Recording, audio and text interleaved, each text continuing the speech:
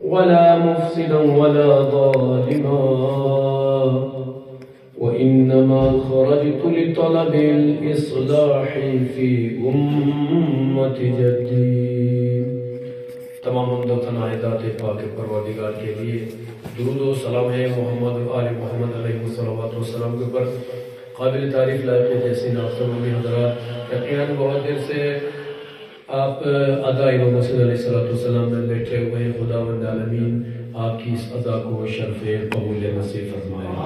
عزیزان ایمانی، یقیناً آج 28 رجب المرجب ہے، روز خروج امام حسین علیہ السلام از مدینہ ہے.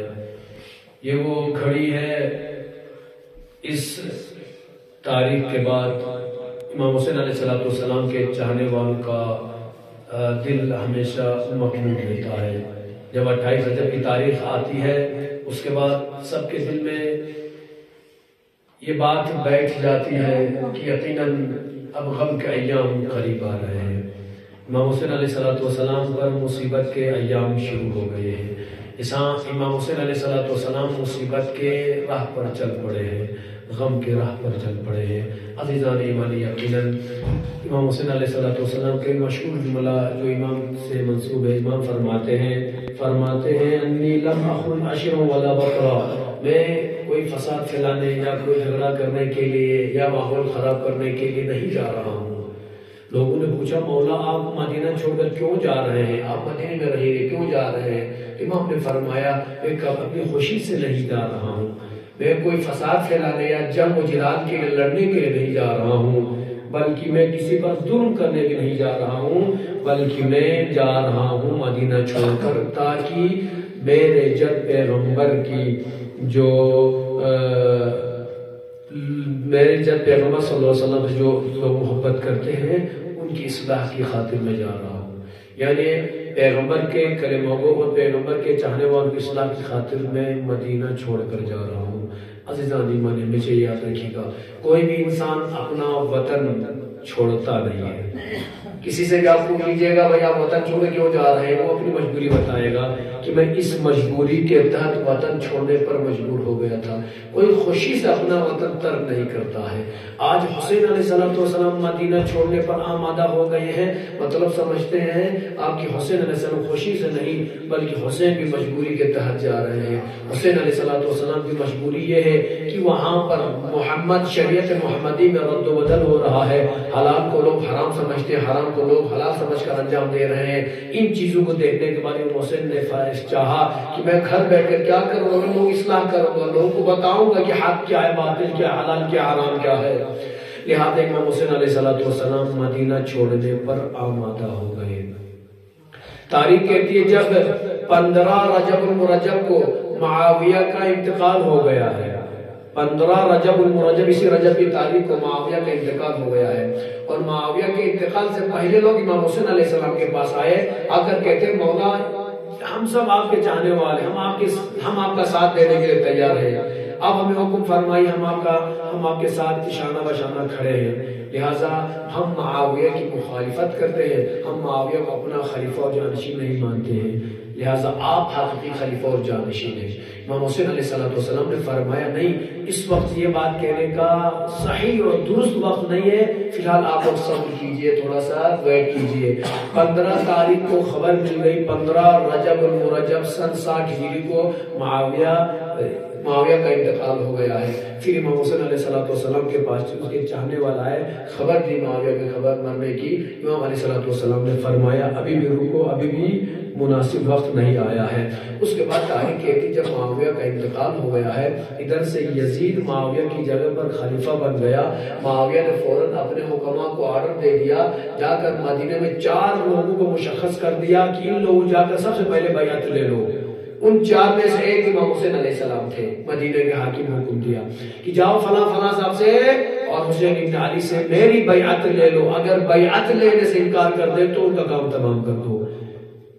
چونکہ ان 4 کو ہی مشخص کیوں کیا؟ چونکہ یہ اس زمانے کا آپ کہہ سکتے بڑے لیڈر تھے، بڑے تھے، معروف شخصیات تھی، لہذا ان کا ہاتھ پر ہاتھ رکھنا اور بیعت کرنا لوگوں کے لیے ثابت ہو جاتا، دلیل ہو جاتی کہ بھائی حسین نے بیعت کی یزید تو ہم کیوں نہیں کریں گے.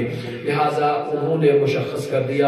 امام حسین علیہ السلام کے پاس لوگ آئے کہ مولا آگا کہتے ہیں کہ یزید نے آپ کو حکم دیا کہ آپ ان کی بیعت کریں. امام حسین علیہ السلام نے قسم کھا کر فرمایا واللہ مجھ جیسا تجھ جیسے کی یزید جیسے کی بیعت کرے ہو ہی نہیں سکتا.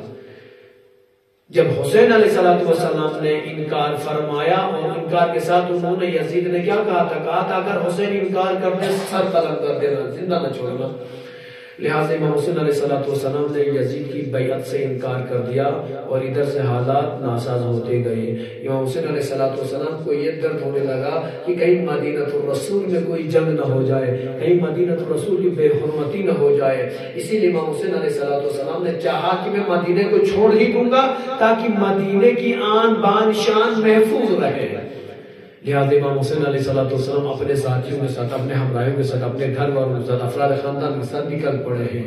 کون سی تاریخ تھی؟ یہی آج کی تاریخ 28 رجب المرجب کی تاریخ ہے.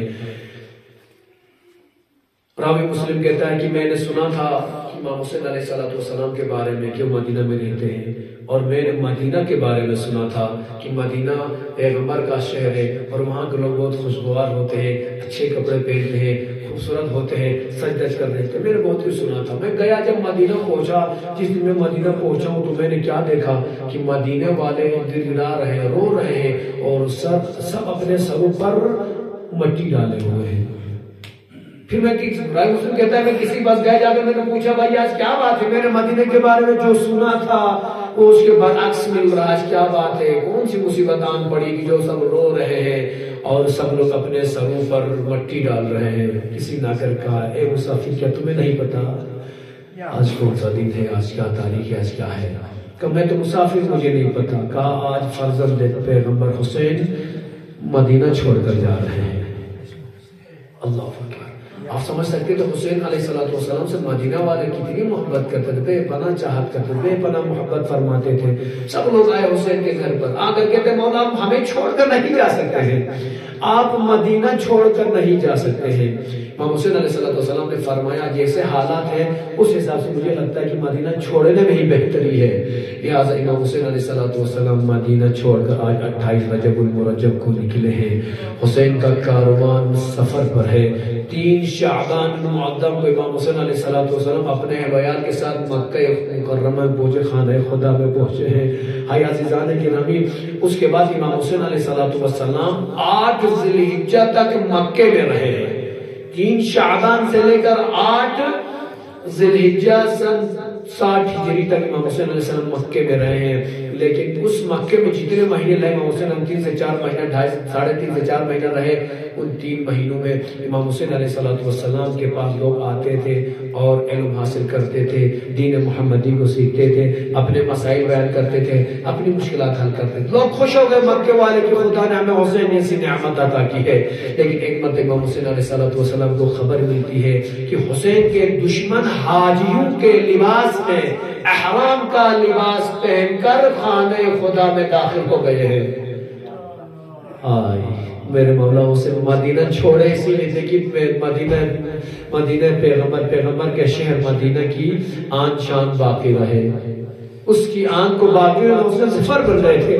آج اب خانہ خدا میں پہنچے تو دشمن وہاں بھی پہنچے ہوئے ہیں. ایک مرتبہ حسین علیہ السلام سوچنے پہ مجبور ہو جاتے ہیں کہ اگر میں یہاں پر رہا تو یقیناً خانہ خدا میں کہیں خون نہ بہے. اللہ اکبر. تاریخ کہتی ہے جب امام حسین علیہ السلام مدینہ سے نکلے ہیں اور مکہ تک پہنچے ہیں تو تقریباً 12,000 خطوط آئے، لیٹرز آئے، نامے آئے، خط آئے. کہاں سے؟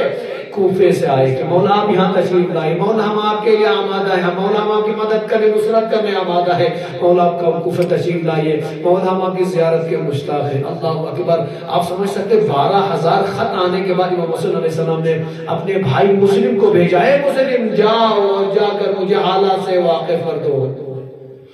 امام حسین اپنے چچیرے بھائی مسلم کو بھیجے سفیر بنا کر. یہاں امام حسین علیہ السلام مکہ میں تبلیغ میں مصروف ہے.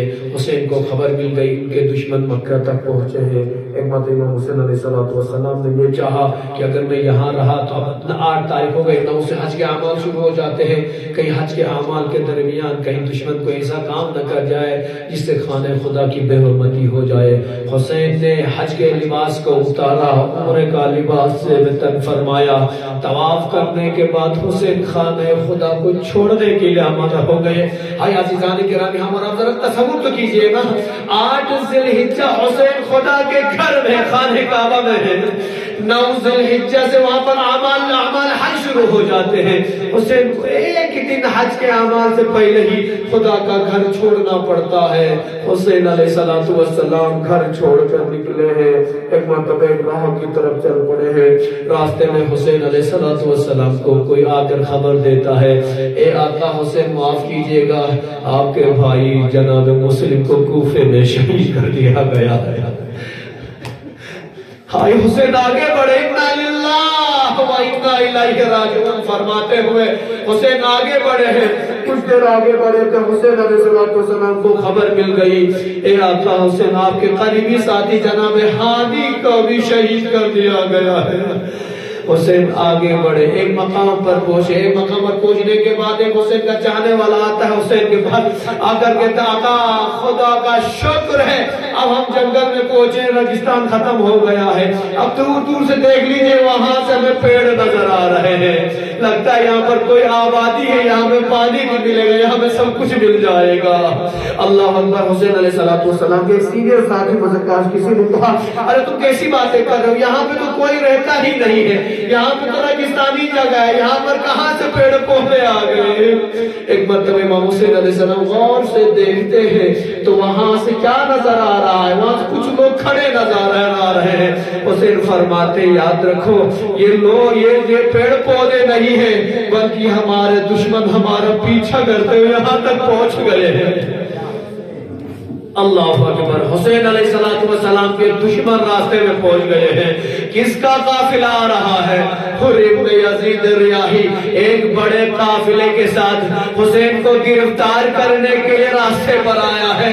ایک مرتبہ جب حسین علیہ السلام کے قریب پہنچے ہیں، پہنچنے کے بعد حسین کا راستہ روکا ہے، روکنے کے بعد حر کہتا ہے حسین یہاں سے آگے آپ ایک قدم بھی ہماری اجازت کے بغیر نہیں بڑھا سکتے، حسین آپ کو ہمارے ساتھ چلنا ہوگا۔ اللہ اکبر۔ حسین کو مجبور کر دیا اپنے ساتھ چلنے پر، لیکن تاریخ گواہ ہے ایک مرتبہ حر کا جو قافلہ آیا تھا اس میں حیوان تھے، انسان تھے، لیکن پیاس کی وجہ سے جاں بلم ہو رہے تھے۔ ایک مرتبہ حسین علیہ السلام نے حضرت علمدار عباس سے فرمایا ہے عباس ہمارے پاس تو پانی رکھا ہے نا عباس ان سپاہیوں کو پانی پلا دو عباس۔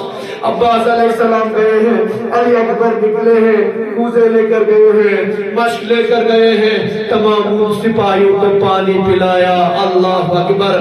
آج حسین اپنے دشمنوں کو پانی پلا رہے ہیں۔ ارے اس کے بعد حسین دیکھتے ہیں وہ جو بے زبان حیوان بھی جاں بلم ہو رہے ہیں، ایک نے فرمایا آقا عباس ان کو بھی پانی پلا دو، حیوانوں کو پانی پلا دو۔ آج حسین حیوانوں کو بھی پانی پلا رہے ہیں، لیکن ایک مرتبہ جب تمام لوگوں نے پانی پیا ہے، لجام فرس حسین کو پکڑ کر ظہر کہتا ہے آپ کو ہمارے ساتھ چلنا پڑے گا۔ ارے حسین کا چھوٹا سا کارواں ہے، حر ابن یزید ریاحی نے حسین کے قافلے کو گرفتار کیا ہے، اپنے ساتھ کربلا لایا ہے۔ آج 2 تاریخ محرم کی 2 تاریخ تھی جب حسین کا کارواں پہلی بار سرزمین کربلا میں قدم رکھتا ہے۔ تاریخ کہتی ہے جیسے ہی حسین نے قدم رکھا ہے کربلا میں، حسین کے اسب وفادار نے قدم رکھا ہے، اس کے بعد گھوڑا آگے نہیں بڑھتا۔ ایک مطلب میرے مولا فرماتے ہیں اسب وفادار کیا بات ہے، آگے کیوں نہیں بڑھتے، لیکن گھوڑا آگے نہیں بڑھتا۔ حسین زمین سے اترے ہیں، مٹی اٹھاتے ہیں، سونگتے ہیں، حسین کو کیا نظر آتا ہے، اس مٹی سے حسین کے خون کی خوشبو آ رہی ہے۔ حسین سمجھ گئے